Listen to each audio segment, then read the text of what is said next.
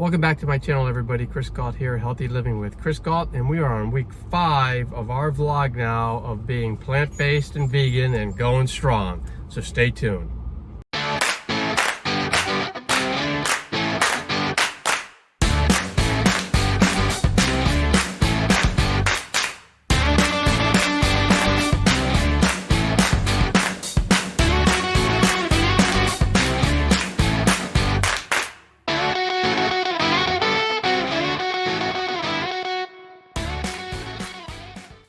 So my wife and son are now into Target, and they're looking for some shorts for him because he doesn't have any. That doesn't surprise me, being a 23-year-old male. But I'm staying in the car because I'm just getting over the flu that I had in Colorado, and not sure if it's something else. So I did get tested for COVID-19. I won't have the results for like a few days, but I want to make sure I don't give this to anybody if I do have it. So I am keeping out of the stores, and I'm keeping a big distance between me and the next person. So doing my part. Mainly I'm just staying at home, as a lot of us do. It's a kind of a different world that we live in now, but we'll be past this soon, and we'll be able to move on. I know it's going to take probably a couple of months at least, but then we'll all be back to living our normal lives again.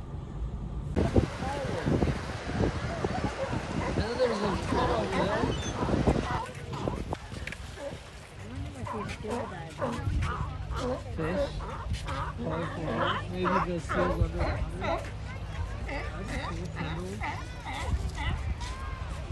You probably see everything. Just spending a little time at the dog beach. That's our dog. It's Matt and Robin, and we're just making sure we're distancing ourselves like we're supposed to and being good coronavirus advocates. Well, I have to apologize. This was the week that, this is week 5. This was the week that I was gonna take a blood test, and so I could show you all how well my cholesterol level is doing, and also my inflammation levels compared to what it was when I was eating meat. But the problem is, obviously, with the coronavirus, it's a whole new world now out there.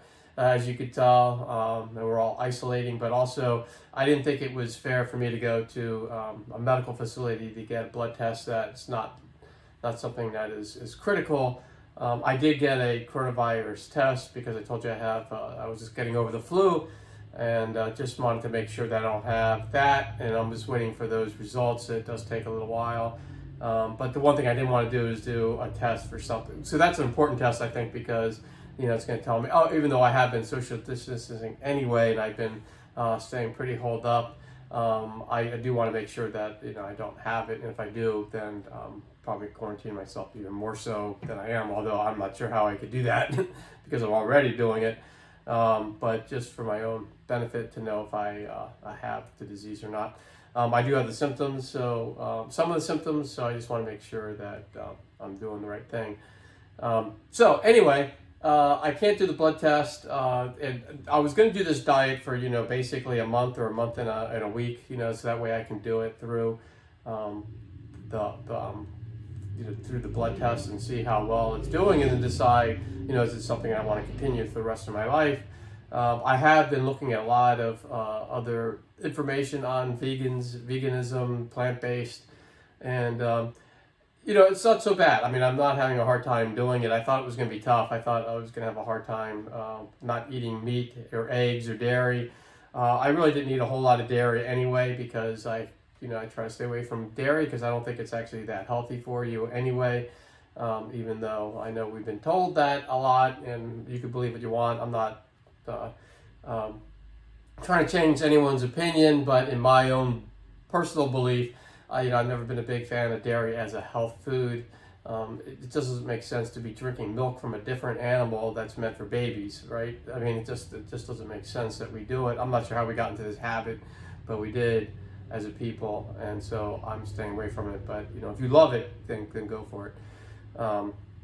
As for the meat, I'm not really missing it. As long as I eat well, and I'm healthy that way, then I'm good. So you know, I'm okay with staying on this diet for longer, so I'm just going to stay on it until I can get a blood test. It may be months, so I'll probably be on this diet for months, and I'll be vlogging it out so you can see my journey on it, my journey through the coronavirus on a vegan diet. So it's kind of interesting, but that's the kind of world we live in now, I guess. So anyway, so there is that. I'm also starting to learn more about how you have to be very specific when you order food out. So for instance, you know, we just ordered from just because our son was up here. We usually will cook ourselves, you know, we cook our own food most of the time, but our son was up here. It was Saturday night yesterday, and we decided to just, you know, take out from a Mexican place down the street from where we live. And my wife and I, who are the ones being vegan, ordered what we thought was vegan. So I ordered vegetable fajitas, and it came with rice and beans, and we said, you know, is it vegan? And they said, yes, it's vegan. And my wife got like a bean burrito and some other type of burrito that was like a vegetable burrito, I believe.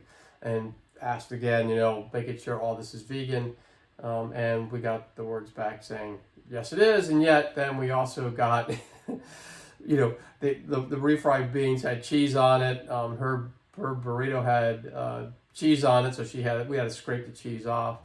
And then also they gave us sour cream. Not that that was a big deal, we just didn't have to eat it, but I just thought it was kind of odd that, you know, you're telling them that we wanted something vegan, and then they give us stuff that obviously is clearly not vegan. So what I learned from that is I'm not blaming any restaurant or anything like that. But what I mean is that what I learned is that you got to be very specific on how you order stuff if you want to make sure you don't have something. So you know, well, next time we order out, we're going to just say, you know, what we're looking for is non-dairy, you know, so no cheese, no cream, you know, no meat, no fish, no anything like that, you know, nothing that was alive, and just to make sure that we eat that way or order that way, and that way I think we'll have a better chance of getting to order the way we need it. But so there is a little bit of a challenge when it comes to ordering, but I think we can work around it. And the one good thing is it is getting better. I just pulled this cool little map. It's like how vegan is your state. I don't think you can really see it that well, but this is like how many restaurants per millions of people are in the state. And actually it's a lot less than I thought, because like in California it's like one of the biggest amount of vegan restaurants. It's 4.3 vegan restaurants per million people. It doesn't sound like a lot. Actually, it looks like Maryland, where I used to live, has 14.9. So they're very progressive in Maryland, where I used to live. Oregon looks like it's 5.5. But then when you get out to like Oklahoma, it's like 0.3, which means basically none. Or Kansas, 0.3. Mississippi, 0. So it's just kind of interesting that, you know, depending on the state you're in, obviously they're either a state that kind of is moving towards the trend of veganism versus not. And you could tell some of those Midwest states that rely heavily on farms and meat industry, they're obviously not going to have a whole lot of meat. Like even South Dakota, North Dakota, I just noticed, Idaho, all of those states have 0 restaurants in them. Now, there's not a whole lot of people out there, but this is like restaurants per million, so there's not a lot of people, but there's absolutely no vegan restaurant options out there. Now, I'm not saying that means that there isn't a vegan option, because, you know, there might be opportunities to go to a regular restaurant and buy something that you know, get something that's actually vegan. You know, you can always order a salad, and you just have to make sure they don't put all the junk on it, like the cheese and stuff like that, or croutons that have been fried in beef fat.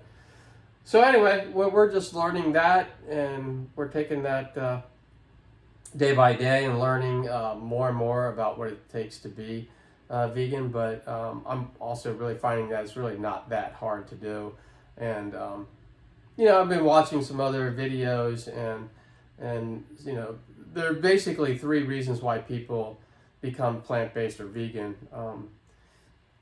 And the first one that I'm going to mention is the one reason why I kind of did it in the first place, and that was for health reasons. And if you watch The Game Changers, you'll see that, and there's some other movies out there that I mentioned before, that that athletes are actually seeing enhancements in their performance if they eat a full all plant-based vegan diet versus eating animals, and that way they don't get the inflammation that you get from all the animal products, all the hormones, all the sickness that you get from sick animals who are treated very cruelly and unfairly, and they're not pumped full of drugs like steroids and all that stuff. So basically, the athletes are doing a lot better being on a plant-based diet. So that's the health reason.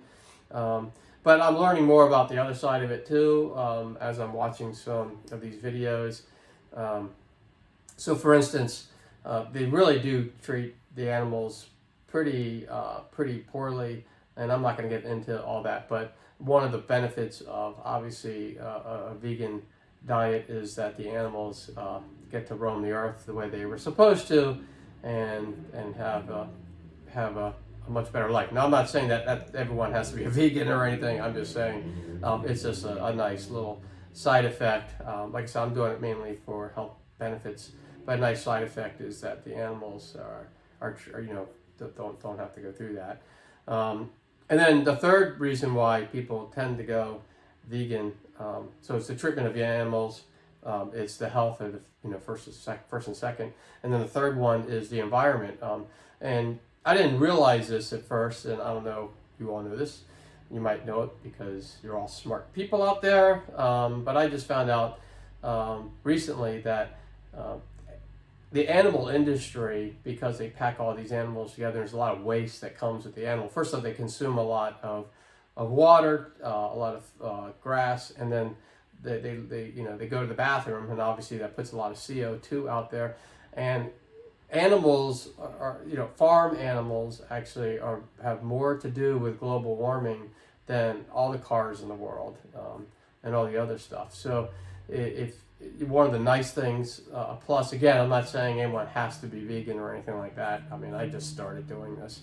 But one of the pluses is if we were all that way, then the greenhouse gases would really, really reduce down tremendously, and you would see a much cleaner planet, and also you wouldn't have the climate change that's going on right now. So it's not just all automobiles and factories. It's actually the animal products that we have out there that cause it. Because you know, they're all confined in areas, and if they were spread out, and we wouldn't have as many of the animals if it was like left to their own you know, devices. You wouldn't have as many animals being mass produced in a small area. So that's a third thing I learned, which is a benefit. But again, you know, I'm not saying that anyone has to follow any type of dietary restrictions. It's up to you. You know, you have to make those decisions. And but I just think it's just a nice, fun plus to have. So anyway, that's all I want to say right now, and I will talk to you in a little bit. And so ends another week of our vlog of living vegan life. And just stay tuned till next week and enjoy the beautiful sunset.